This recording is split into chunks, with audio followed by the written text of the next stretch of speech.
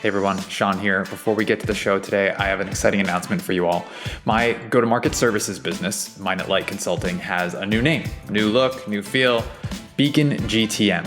And we are still doing all the same type of work at Beacon GTM. We are helping founders and revenue leaders improve their go-to-market execution. One of my partners is a former sales leader. One of my partners is a former customer team leader. And with my background in ops, we've got a pretty good chunk of the go-to-market spectrum covered. So we're excited to unveil this new brand for everyone to check out. Head to beacongtm.com to learn more about it.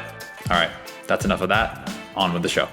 When you've gone from being a founder-led sales motion into being a machine, you kind of have to have all this data instrumented so that, if you're going to build a machine, like machines need a couple things. They need instructions, they need calculations. Hey everyone, welcome to Operations, the show where we look under the hood of companies in hypergrowth. My name is Sean Lane. So you're sitting there, it's Q1 of the new year, you're listening to this episode, all your plans for the new year have been out for a little while, you're off and running in your new fiscal year. So how are things going? Were you able to help your company quickly transition from planning mode to execution mode? That's what today's conversation is all about. And the person to help the rest of us more successfully make that transition is Michael Heilmann. Michael spent the last 8 years building both the sales and sales operations teams at Demandbase, where he saw explosive growth and most recently served as their VP of worldwide sales operations. Today, Mike has his own consulting business, ScaledRev. In our conversation, Mike and I talk about the combination of instructions and calculations in a go-to-market machine. We talk about how leadership can and should set the tone for your transition into execution, and why we've all been setting our pipeline goals versus quota wrong all along. So to start, let's jump right into the transition from planning mode into execution mode and how Michael thought about this moment at Demandbase. This is something that's it's super important that companies, get this stuff right. Because the plan sets the goals for the organization. And, for those of you that work at SaaS organizations with relatively complex products, pipeline's everything. And the equation's pretty simple. If you hit pipeline goals, odds are you're going to actually hit your numbers, not just this quarter, but in out quarters as well. And the equation's also pretty simple too. If you actually miss your pipeline goals, the likelihood of you missing current quarter is there, but more likely you're going to miss future quarters. So the relative importance of, building a model that is actually tuned and people put a lot of thought into is really, really important for a company. Because the consequences of not putting something together correctly are pretty big, right? And really well-run companies, they actually understand the mechanics. They know exactly how many opportunities it's going to take, not just in total, but across the entire business, all the segments, all the teams, all the regions. And they know exactly how many opportunities it's going to take to feed those engines to actually hit their bookings targets, right? Really bad companies, either they screw up the planning part or they actually got the planning part right, but they just can't hit the goals. Kind of two different problems or whatever. But, so it's really important on these things. But I guess on your question, I think you were reflecting on hey, there's a number, there is a bookings goal, right? And oftentimes there's a board plan, and then there's also a number that the people see at a company all hands, for example. And there's an all up annual number, and a quarterly number. And I think what I've seen, and I don't know if you've seen the same thing on your end, but I think the way that it works is you take that company all hands number, and from there you build up, your quota capacity that's essentially going to get handed out to the field in the form of quota. And typically the kind of the deviation between company plan number, the number that people see it an all hands number to the amount of total quota that's distributed to the field, usually it's about a 20% float. And I'm not sure if you saw that in, kind of in your time frame too, but basically it's saying, hey, look, we know there's going to be rep churn. We know there's going to be stuff that happens in the field that, where we lose, quota capacity and so forth. So we want to have some buffer. And I think what's really important as you create, this waterfall model is that you actually use the quota capacity number, right? And I think it would be really dangerous, for example, for like a marketing team to say, okay, great, let's take board plan number, the smallest number, or let's take the number that's shown at a company all hands number. I think you kind of have to take the entire sales number, right? Which is a reflection of quota capacity. And all these things just kind of like help build in buffer so that, man, if you don't hit those targets, like the consequence of like missing, for example, a board number, it starts to minimize, some of that risk. So that's what I've typically seen on that. I think other key assumptions, that you have to have in place is that you've got to have like really, really strong alignment and definition around what your ICP is and what your TAM and TAL definitions are. And that really has to be agreed on with like sales, CX, engine leadership. And I say that because like at the end of the day, this entire model, if you think about it, it's essentially saying, what are we going to let in the door for sales to pursue? And if the wrong stuff is getting let in the door for sales to pursue, that's a problem, right? Because all of a sudden you could be hitting goals and fundamentally it's feeding the engine the wrong material, right? So like, I think sometimes that's a squirrely topic for some companies, or for example, sales may think they understand what ICP, or marketing may think, but like maybe engineering has a point of view, or maybe support org has a point of view. So like, I don't know, as I think about a modern go-to-market effort, like all the heads of the organization have to actually agree on like what our ICP and TAM and TAL is. So according to Michael, in this transition into execution mode, pipeline is everything. How you think about pipeline, how you measure it, and how you set goals around it will all have ripple effects throughout your organization. I also appreciate his perspective that you can't, as he puts it, feed the engine the wrong material. If marketing appears to be hitting its pipeline goals, but the pipeline is garbage, then guess what? Nobody wins. Michael takes this even a step further by saying that pipeline targets shouldn't be set based on a company's bookings plan, but instead should be set based on the quota allocated to a sales team. So let's make an example. If your bookings goal is $1 million and you deploy 20% more quota than your target, so your sales team has a quota of $1.2 million, Michael recommends setting pipeline targets to hit that $1.2 million number and not the company's $1 million target. This way, the amount of pipeline that marketing is aiming to hit will be enough to make all of the individuals on the sales team successful. I love this idea. It would have saved me a lot of pain over the course of my career. But it's not without its own friction. For example, I asked Michael, how does he get marketing leaders to sign up for a higher number? I'm not going to say it's frictionless, but I don't know, like, it depends on compensation and things in that regard. But like a lot of times marketing is comped on like bookings, target attainment and so forth. And if at the end of the day, like bookings attainment is calculated based on like the number that's shown at all hands, in theory, they could even miss their goals and still like get their compensation, right? So like, I don't know, these are some of the things that you have to think through as like a marketer. And, to be candid, I think the harder part is like the quota capacity part itself. Like reps are like, wait a second, my number is like really high, right? Because the more float you put on top, those quotas get really big. And then the other challenging part too is op counts beginning to grow. And what that typically amounts to is you end up with like the friction between trailing productivity of SDRs versus the quota that you're going to need to assign SDRs. And sometimes that poses headcount questions and the need for growth of headcount in the SDR org and so forth.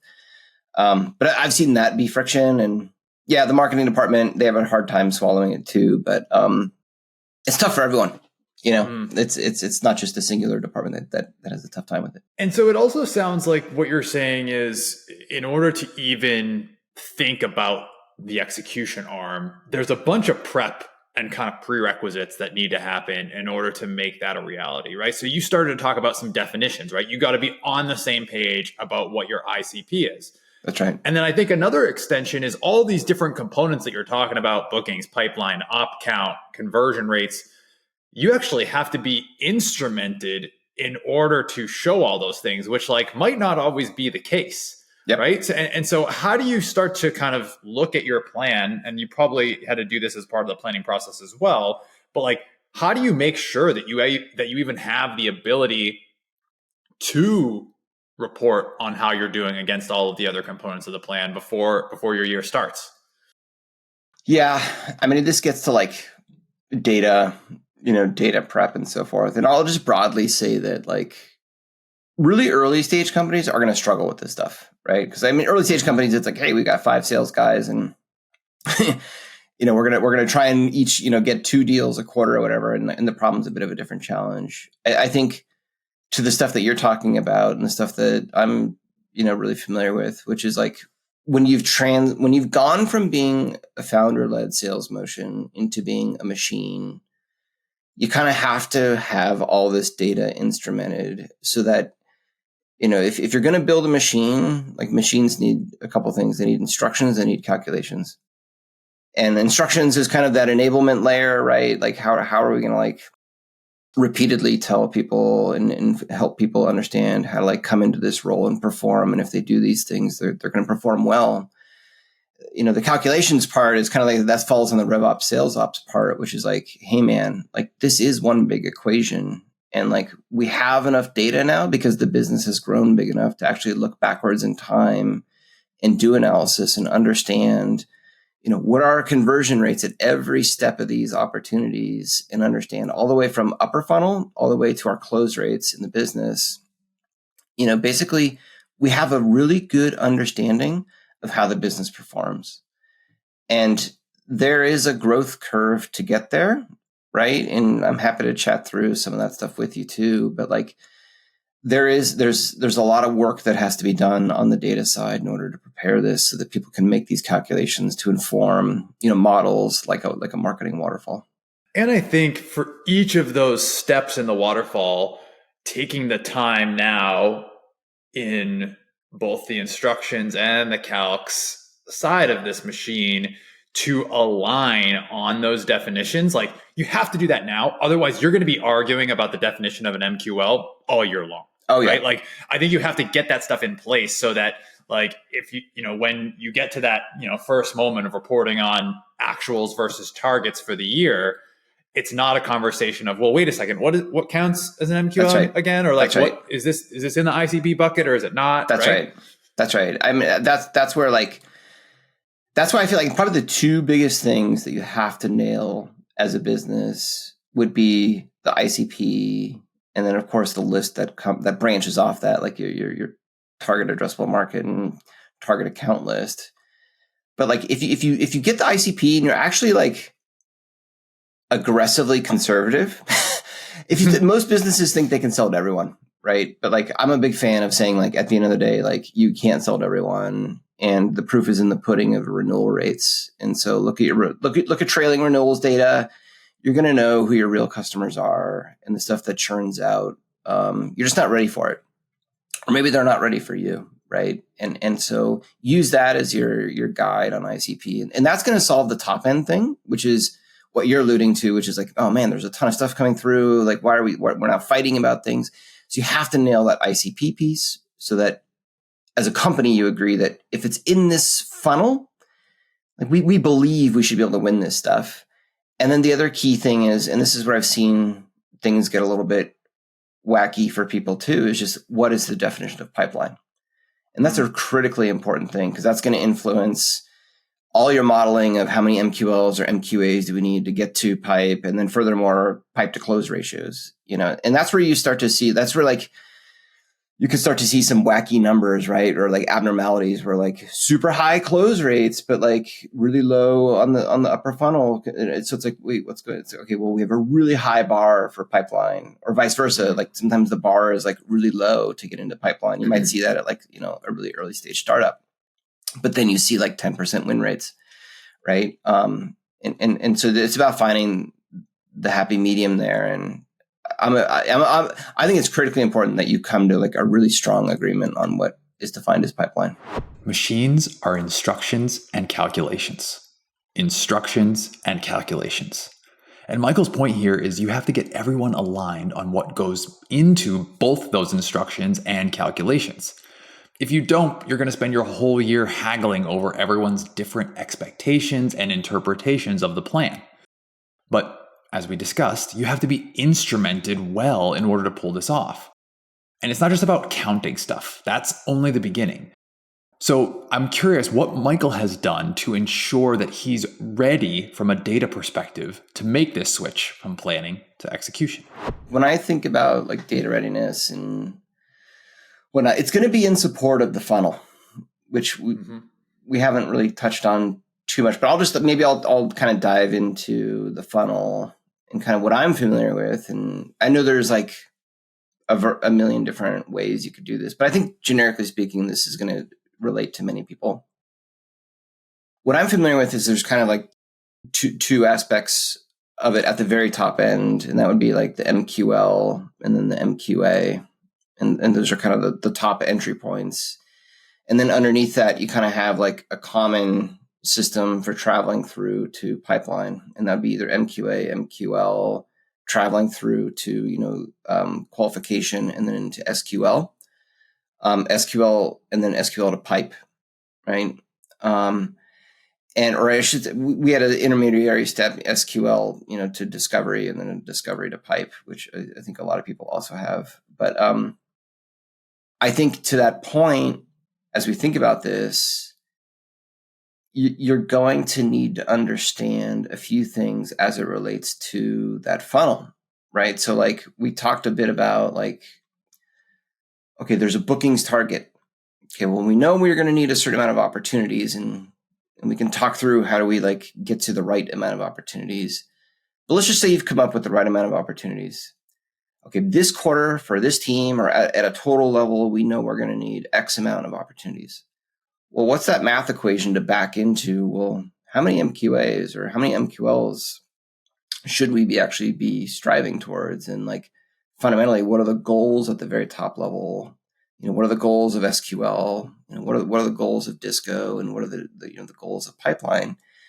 And that comes into kind of conversion rates, right? And also some understanding too of velocity. And I think like data preparedness there, the things that I would think about would be like on the opportunity, you do want to be kind of tracking every aspect of the funnel that you're reporting on. And so I guess one piece of it would be, kind of yes, no, did it make it to this stage, right? So like, did it travel from this stage to this stage, and did it graduate up through?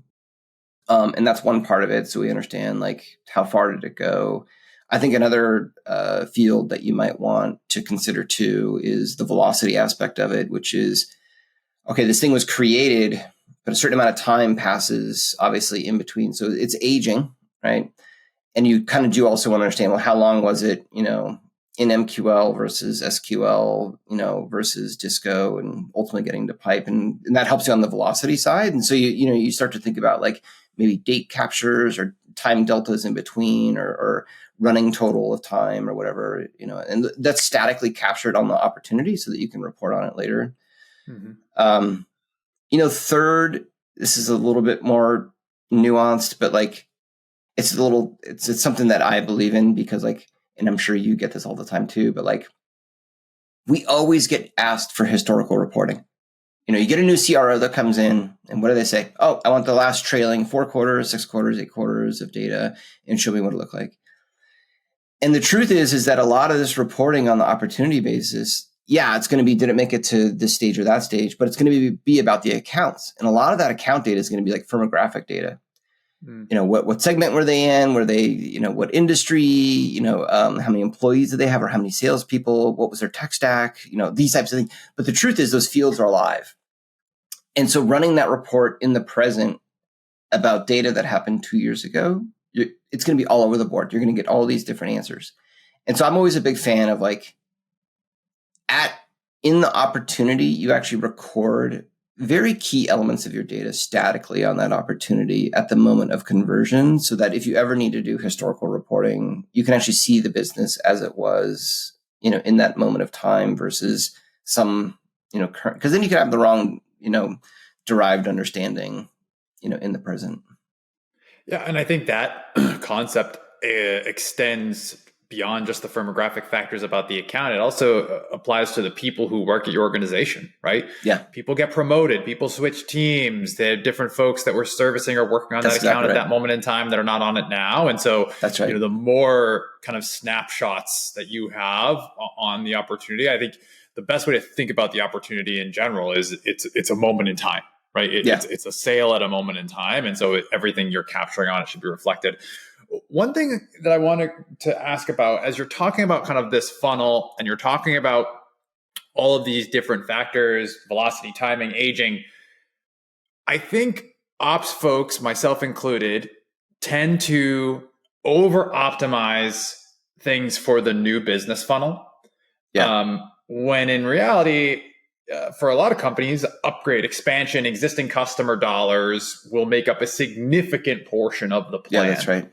How do you think about everything you've talked about thus far from a new business versus an existing customer lens? Yeah. So I'm just going to, so it's funny. It's kind of silly, but it took me a while to figure this out in my career. But I think what it was, I had always worked in like startup companies. Right. Right. New businesses and with the lifeblood. It's all about new business. It's all about new logos. And it wasn't until we grew the business, from, 30 million to over 200 million that I started to realize like, okay, like you see these inversion points where it's like there is a point in time where a business switches and the percentage of new business versus customer upsell business starts to switch. And maybe it's 70% new business, 30% upsell, but it starts to erode on the new business side as your upsell. And I think for every business, it's going to be different of where that inversion point happens. But the point being is it's going to happen, right? As long as your business is growing and you're maturing as an organization, especially if you're in like a hyper growth mode, you're going to hit that pretty quick. And that's where and frankly, that's where you get scale, certainly on an NRR basis, is when you can really reliably upsell and cross-sell into your customer base, right? And that's where you really get scale as a business and it ends up being that actually new business becomes a really small percentage of the overall revenue, right? When you're operating at a certain size and scale. And I think when you create a marketing waterfall, it has to be reflective of the reality of where you're at in that maturity cycle, and I'll just give a couple examples. Like a really early stage startup is going to be so new business focused. In fact, that might only be what they contemplate in a waterfall. At like a mid-sized company or kind of out of the founder led and getting into machine focused, it's going to be like new business plus upsell because it's like, okay, great. We can drive, incremental growth within the customers that we have. But then maybe you get a little bit bigger as a company and you make acquisitions, or you actually start to have enough engineering power to like come out with like fundamentally new products beyond like platform. But these platform things are maybe now sold to different personas or buyer groups, and that introduces cross-sell, right? Which is a completely different, marketing motion. But the reason I bring this up is just like these become like varying degrees of like basically like complexity, in the planning process. And so for example, like if I was CMO and I got handed, and if I had visibility into the quota capacity thing, one of the first things I'd do is look at, of that total number, how much is being carved up across new business, upsell, cross-sell. And like that's going to quickly formulate like, okay, what is my strategy for this year? What kinds of campaigns am I running? Am I on a suicide mission? Is this even fair? Right. That's really important to understand as you start to get into the planning process. Chances are you're somewhere on the spectrum that Michael is describing when you consider the mix of the new business and expansion in your business. So here's a quick gut check. Look at your company's bookings plans for this year. What percentage is slated to come from new business versus expansion? And then consider, how does that percentage compare to the amount of time that you spend on each of them?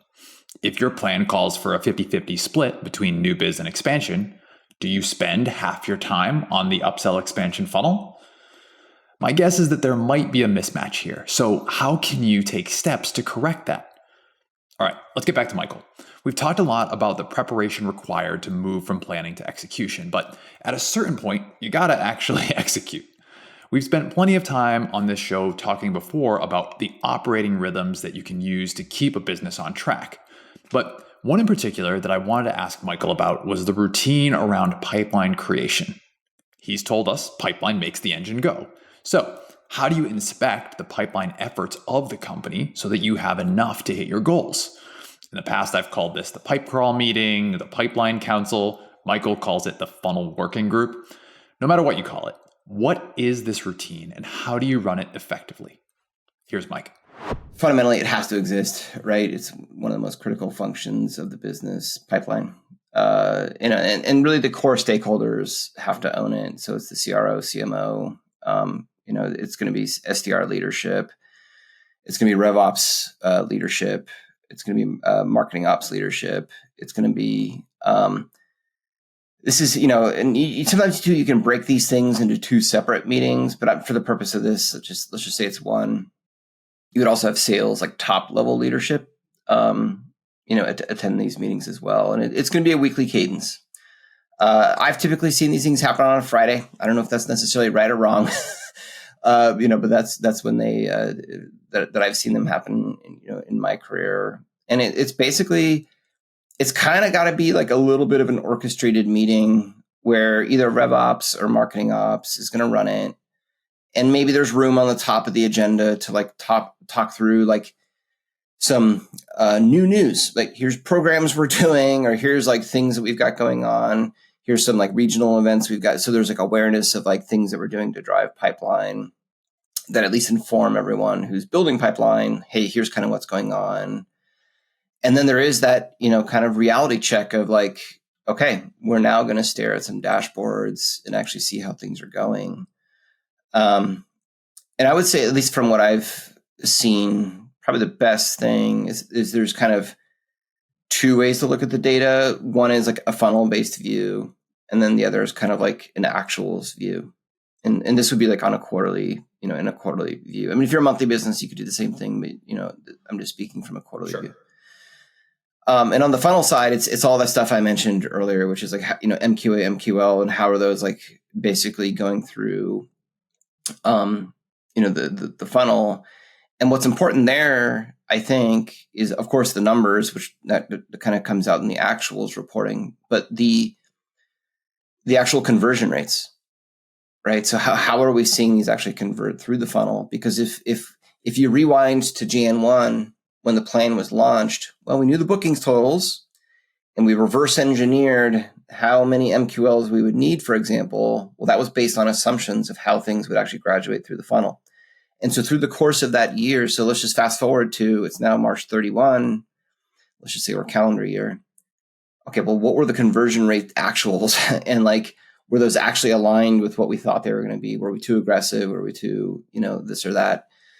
And so that's a really important kind of dipstick check, through the course of the quarter is, are we seeing, both the velocity and the conversion rates that we expected? And then part two is of course, the actuals, and I'm a fan of, everyone's got their certain viz look or feel to it, but I like speedometers. They're just easy to see and easy to read.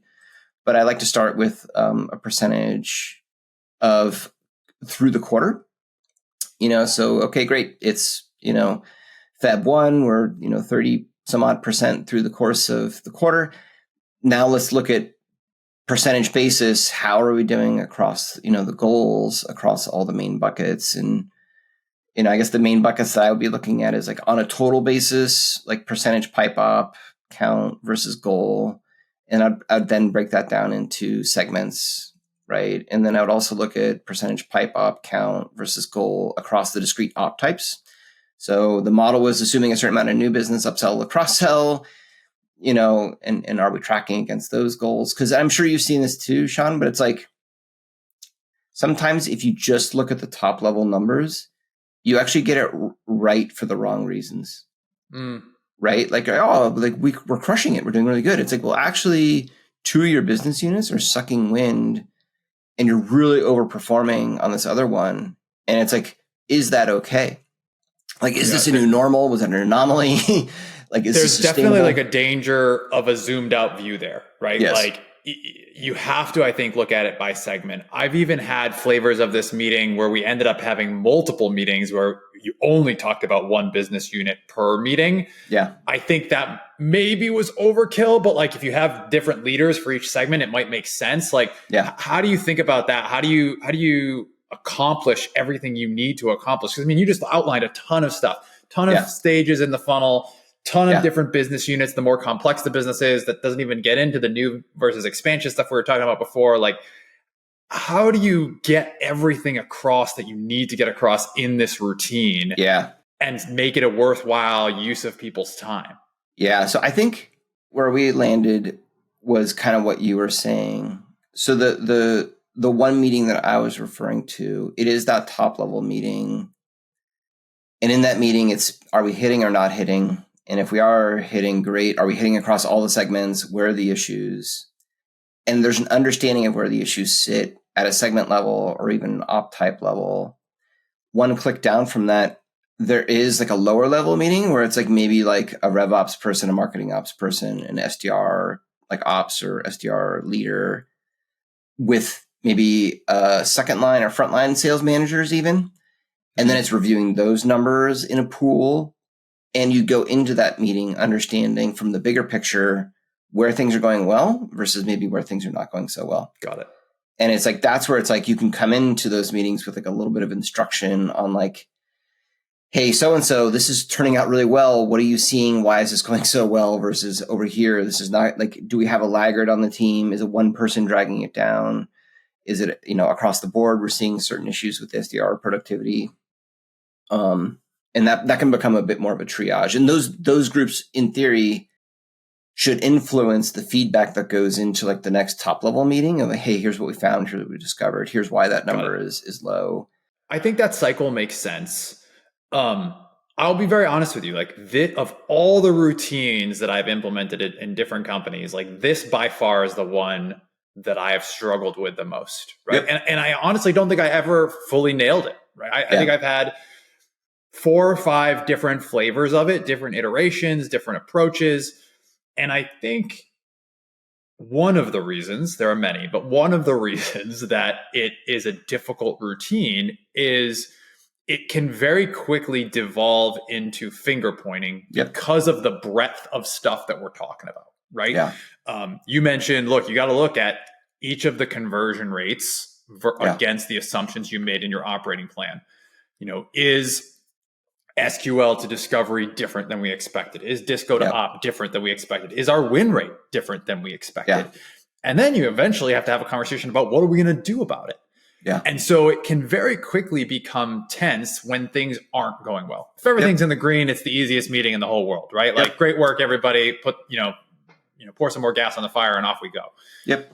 When things aren't going well, what have you learned about making this particular routine productive so that you can kind of get back to either finding a way to close the gap against the operating plan or leveraging the learnings that you're having in one business unit and another? Like, how have you made this thing a meeting that people look forward to and find value in? Yeah, so just to echo what you said, I've seen both sides of those equations too. I've seen like highly functional meetings where like people actually enjoy going to the meeting. And like both sales and marketing feel like both sides are like equally bought in and like really working well together. I've also seen the opposite. I've seen like pretty dysfunctional group meetings where there becomes finger pointing and all this kind of stuff. And like, I don't know, I'm a believer that like it all starts with the leadership, right? And like leadership needs to work, in the best of times and the worst of times together. And if your default reaction is finger pointing, it's going to lead to fighting, and it's going to lead to basically, a meeting structure that doesn't work, and it's frankly going to lead to missed goals.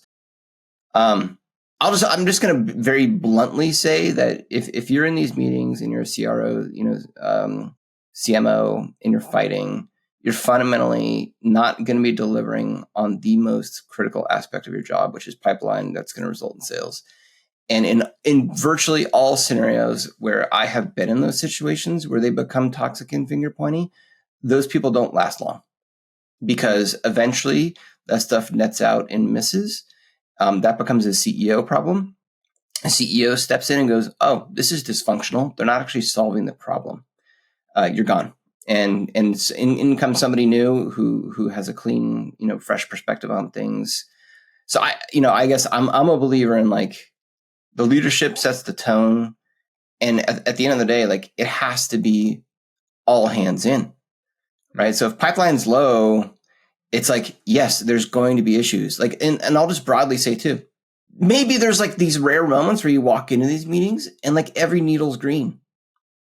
90% of the time, they are not all green. Like there is always stuff that is going to be broken. And it's always going to be broken because fundamentally all the goals were cast on last year's data and it was implemented Jan 1. Well, guess what? Stuff moves really fast in tech. The ground is moving underneath our feet. There's new competitors. Buyers are changing the way they purchase. There's new messaging in the market. AI is disrupting things. Things change. And so like these needles are going to constantly be in conflict with these things because the goals themselves are based on how we once operated. So it's a matter of, the leadership working together to say, hey, I've noticed that this is one of the areas that's deficient. How can I help? And it becomes a collaborative discussion of hands all in, like, man, this is also my problem too. This isn't me about saying I've done my job and I'm the greatest person in the world and you guys are no good. Therefore, you're the person who should be fired. Like that's just, it doesn't work. I really appreciate and agree with Michael's perspective here. He's right. It absolutely starts with the leadership. If you don't have an aligned, well-intentioned group of people who come to these execution routines with an open mind and a collaborative mindset, you might as well not have the routine. But like I said to Michael, I've struggled myself with this routine. And my guess is that some of you are sitting there listening to this and thinking to yourself, well, this sounds ideal, but it hasn't been my own experience. I'm the one on the hook for making these meetings work, but I get derailed by definitions and reporting questions and friction between sales leaders and marketing leaders. One of the reasons I wanted to talk to Michael was that he has been both a sales leader and an ops leader. And I think that unique combo gives him a perspective here. So what has his experience taught him about making these execution routines just work better? I think, and this is oftentimes, it's so hard to do because like everyone's always buried, you're traveling, you're doing all these things, but like preparation. And like, so for example, in that top level meeting, I think whoever's leading that meeting, it doesn't have to be a significant amount of work, but there needs to be some pre-publishing of the tone of what that meeting is going to uncover. Because I'll explain. So like where these meetings go bad is the CMO, CRO jump on, and it's the first time they're hearing that the needles are like all red. And then they're surprised. It's more reactionary.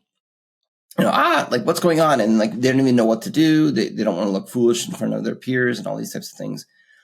So I'm a believer in, man, if you could have, again, marketing ops or row ops, whoever it is in your organization, pre-publish like a highlights list of like, here's the topics we're going to cover.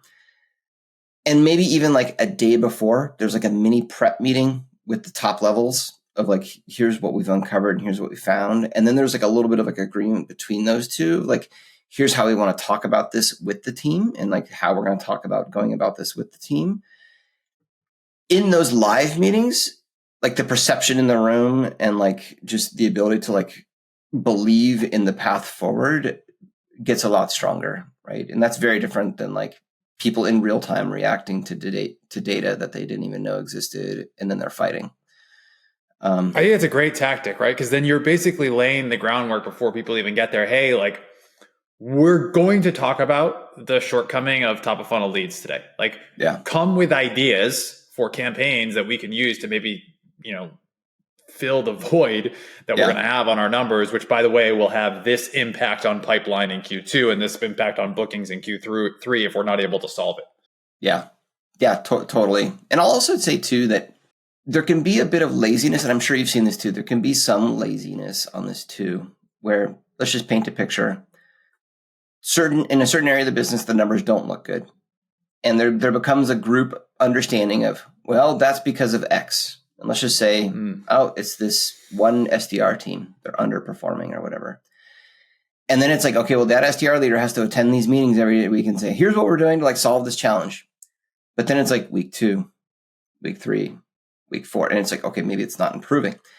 And it's like, well, this person is clearly ineffective or whatever. But like, but I would also challenge that like, there might be other reasons that person is struggling. Maybe it's the persona that they're going after. And it's like, have we really built out solid persona materials that this SDR team is chasing? Or like, are they representing a new product? Are they in a new segment that we haven't gone after yet? And like, so there's all these other things where it's like, and again, it's like, I don't know, maybe it's the human mind and the condition, but we want to just like lock onto the, oh, this is the problem. And that is the only issue here. But it's like, never be satisfied with like, there's a single silver bullet, for why things are, struggling in certain areas. You constantly have to be on the search for like other things that could be influencing that outcome. Cause sometimes there's like lagging indicators. Well, the lagging indicator could be SDRs are not doing well. On the front end, it's like maybe the messaging is not resonating, right? And if we fix those two things together, maybe you actually get the result you want.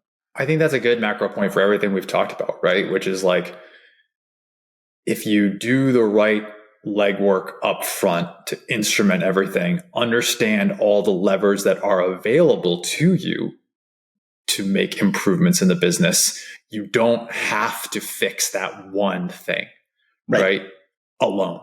You can look at, okay, these are all the different buttons and levers that are available to me to get the outcome that I want. Yeah. What is the best path to do that? Because if you get locked in on one and you just can't move the needle on that one thing, and you have no other options, then you're sunk. But if you know, okay, this thing is not right where we need to be, but if we move this lever further up funnel, then ASP doesn't need to raise by 10% this year because we're going to have more opportunities to close in general, right? This is just an example. Exactly. Yeah, I just think it's a mentality you go in these meetings. It's just everyone has to have that mentality. Like everyone owns it. It's not just SDR. It's not just marketing. It's not just the reps. It's everyone on that collective call. And if everyone's bought into that thinking, you just start to get creativity too, right? Like even sales will start suggesting more, hey, what about this? What about that? And like sometimes those things fall on the floor, but sometimes there's good ideas. And it's like, it's all about working together, coming up with creative ways to overcome challenges that you've got.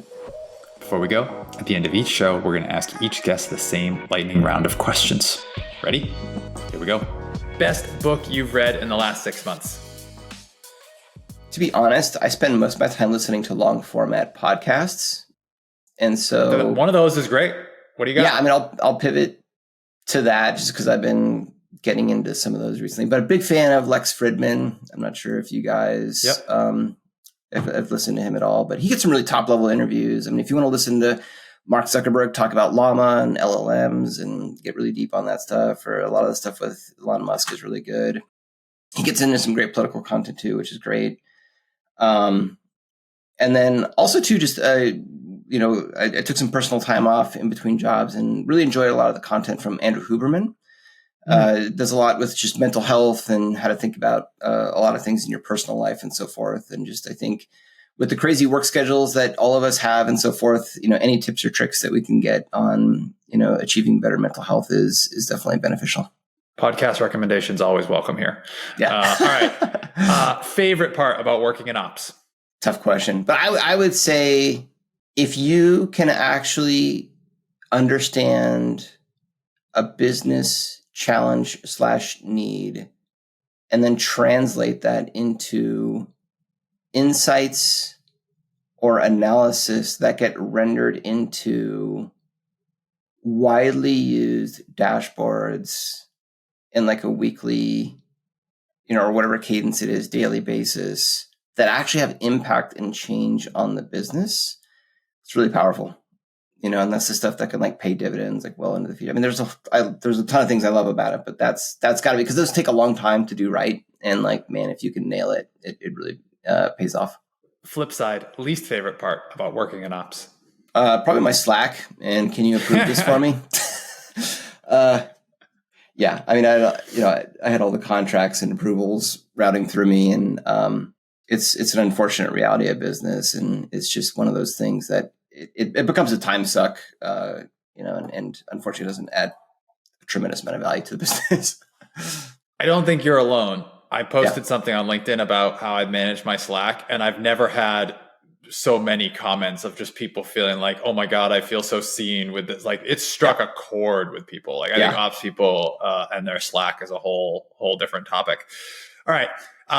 Someone who helped you get to the job you have today. Yeah, there's actually a guy that I partnered with, Alex Saleh, great business leader. He's now COO at On24. But he's got a long history in SaaS and kind of rose the ranks through sales leadership, much like myself, but also then got into operational leadership and really kind of helped frame for me a lot of the powerful models for creating quota capacity and how to think about reporting and how to think about challenging, growth targets and things of that nature. That's awesome. All right, last one. One piece of advice for people who want to have your job someday. The most traditional path is probably, Sean, what you've done, which is starting in ops. And I always feel if you're just starting out, really try and get into probably like a deal desk function or maybe even like a marketing operations function. I think for people to be really successful in the role that you and I have, the closer you are to the data, the better off you're going to be, because it's really like, I just feel like in the modern light, RevOps function is becoming the centerpiece of data to SaaS organizations. And at the end of the day, like if the organization needs answers, they're coming to us. And if you're a leader on that team and you don't understand the data, you're really going to struggle. So I think if you can start within an organization where you get really, really close to the data, it's going to put you at a tremendous advantage to really rise up quickly and be seen as a valuable resource inside the company by people that typically, hold positions of power. Thanks so much to Michael for joining us on this week's episode of Operations. If you liked what you heard, make sure you're subscribed to our show so you get a new episode in your feed every other Friday. Also, if you learned something from Michael today or from any of our guests, please leave us a review on Apple Podcasts or wherever you get your podcasts. 6-star reviews only. All right. That's going to do it for me. Thanks so much for listening. We'll see you next time.